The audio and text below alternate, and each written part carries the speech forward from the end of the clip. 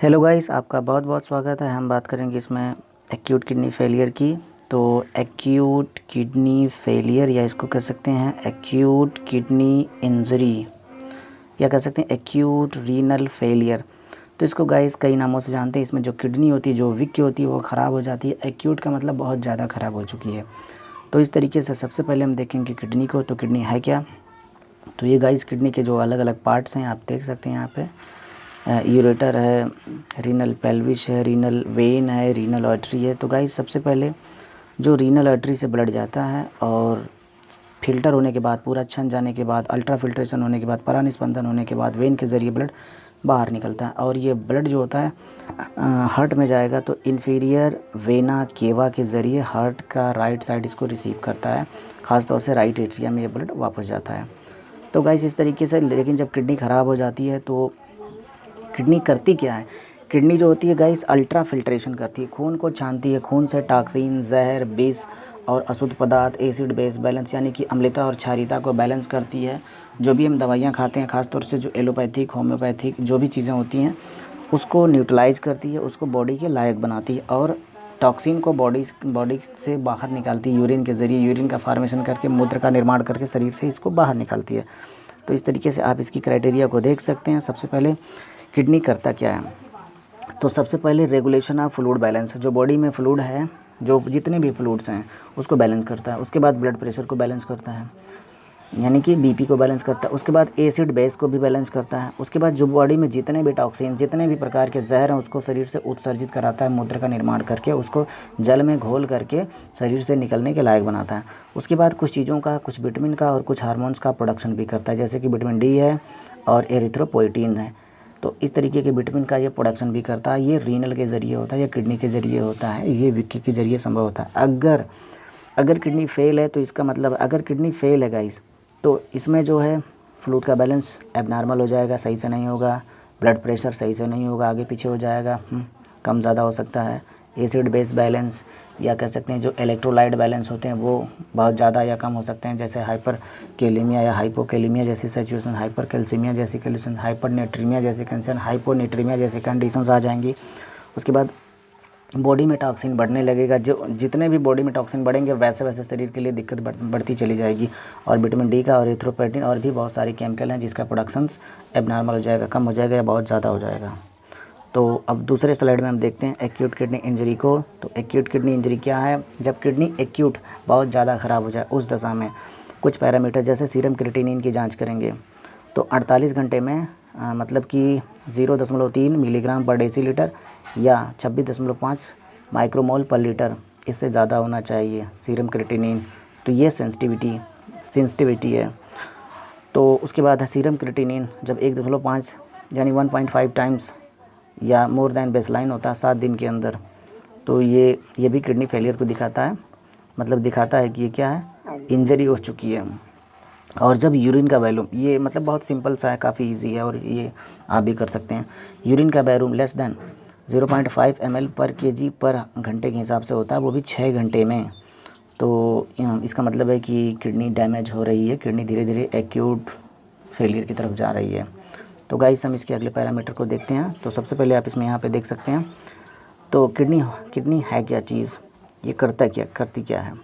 तो kidney filter जो करती है उस हिसाब से इसको देखेंगे तो पहला है प्री रेनल किडनी फेलियर। सब प्री रेनल में क्या होता है कि जो किडनी की जो वैस्कुलर सिस्टम है, यानी कि जो आर्टरी और जो वेन है, जो भी लिम्फेटिक सिस्टम है, आर्टेरियल सिस्टम है, वेन्यूल सिस्टम है, ये डैमेज हो जाते हैं। उसमें मतलब वैस्कुलर ऑक्लूजन्स हो जाते हैं, कहीं पर भी किसी भी साइड पर हो सकते हैं। उसके बाद हार्ट फेलियर के केस में और सेप्सिस के केस में डिहाइड्रेशन, सूखा, अगर मतलब उसके बॉडी में फ्लूइड कम है तो इसके बाद भी रीनल फेलियर होते हैं और उसको कहते हैं प्री रेनल फेलियर। यानी वैस्कुलर ऑक्लूजन्स बहुत थोड़ा है, अगर माइक्रो वैस्कुलर ऑक्लूजन्स है, इसका मतलब है कि प्री रेनल फेलियर है। और दूसरा गाइस इसमें ये है कि रीनल फेलियर्स। अब रीनल फेलियर क्या है? जनरली ये बीच की कंडीशन है, इन्फेक्शंस की वजह से रीनल फेलियर होता है।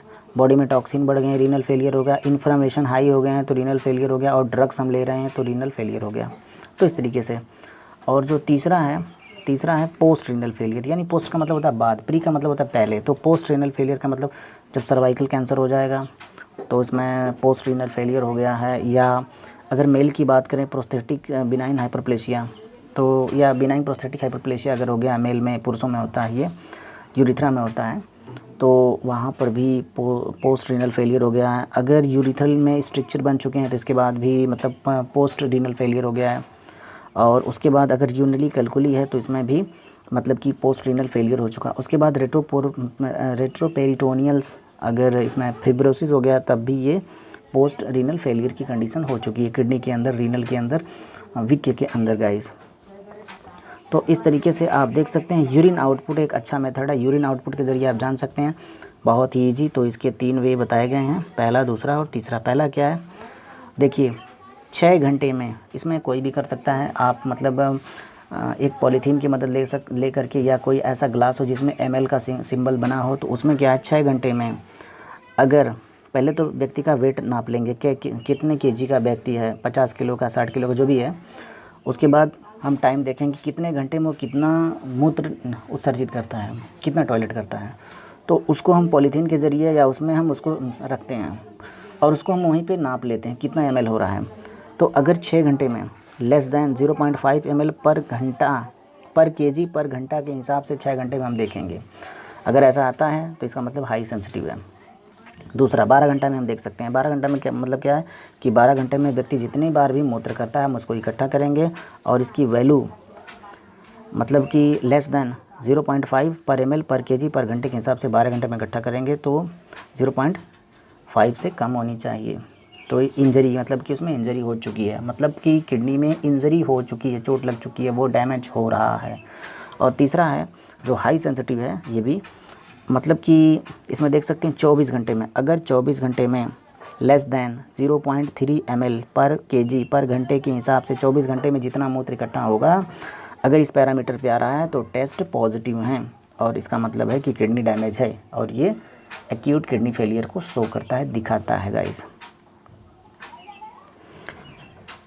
तो इस तरीके से गाइस हमने जो स्लाइड दिखाई, इस तरीके से आप मतलब कि इसको क्या क्या किडनी करता है और कैसे इसको आप देख सकते हैं और किस कंडीशन पे। और जो सबसे अच्छा है यूरिन आउटपुट के आधार पे आप इसको देख सकते हैं, आराम से, आसानी से देख सकते हैं। मतलब कि व्यक्ति को मूत्र करा के उसको पॉलीथीन में या किसी ग्लास में जिसमें ml का पूरा संकेत बना हो उसमें आप देख के 6 घंटे में, मतलब इसका पैरामीटर काफ़ी अच्छा है। 6 घंटे में आप देख सकते हैं, उसके बाद 12 घंटा में देख सकते हैं, 24 घंटे में देख सकते हैं। और अब सबसे पहले बात है व्यक्ति कितने केजी का है ये देखेंगे, जो भी है।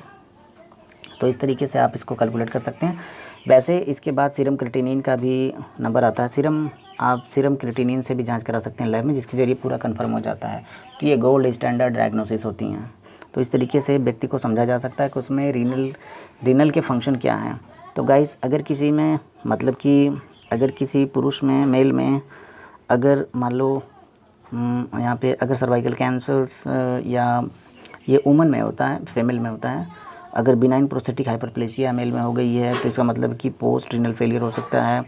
अगर यूरिनरी में कैल्कुली बन चुका है तो पोस्ट रीनल फेलियर हो चुके हैं। रेट्रोपेरिटोनियल्स में अगर फिब्रोसिस हो चुका है तो इसका मतलब है कि पोस्ट रीनल फेलियर हो चुके हैं, मतलब कि किडनी मतलब कि ऑलरेडी डैमेज हो रही है।